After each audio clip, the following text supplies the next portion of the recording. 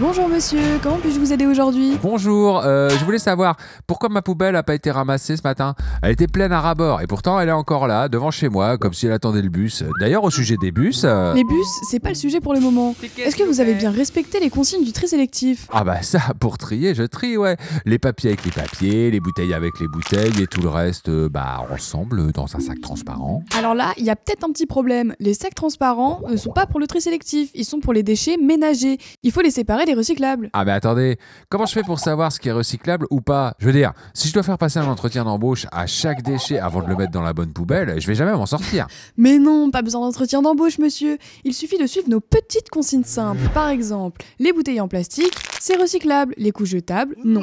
D'ailleurs, depuis qu'on a mis en place ce système, la collecte de déchets non recyclables a diminué de moitié. De moitié? De 178 kg par an par personne à 94 kg.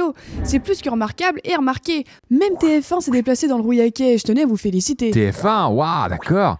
Mais pour en revenir à nos moutons, enfin à nos déchets, bon, les cartons à pizza, parce qu'il y a toujours un petit bout de croûte de fromage collé. Alors ça compte comme quoi? Déchets ménagers ou œuvre d'art en devenir? Eh ben, si le carton est pas trop gras, il vaut mieux le recycler et le mettre dans le sac jaune. Ah, je vois, ok.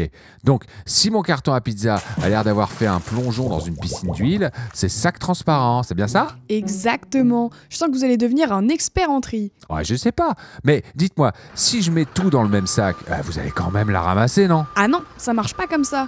Vous voyez, si on ramassait tout n'importe comment, on serait vite débordé. Il faut vraiment que tout le monde fasse un effort pour trier. C'est notre planète qui vous dit merci. Mieux on trie, plus on sauvegarde. Et le portefeuille aussi? Pourquoi vous dites ça? À l'instant, vous m'avez dit qu'on a bien travaillé. Mais la facture, elle diminue pas.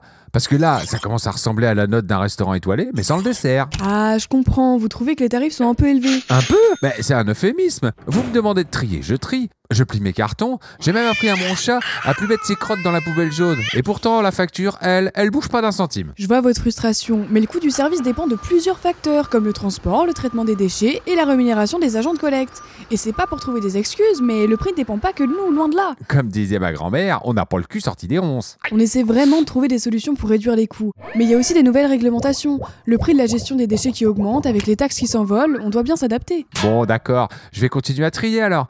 Mais si vous trouvez un moyen de réduire la facture, je vous fais livrer un carton à pizza sans tache de gras, promis. Marché conclu. Merci pour votre humour et votre engagement. Bonne journée, monsieur. Bonne journée et bon courage, vous êtes une vraie héroïne.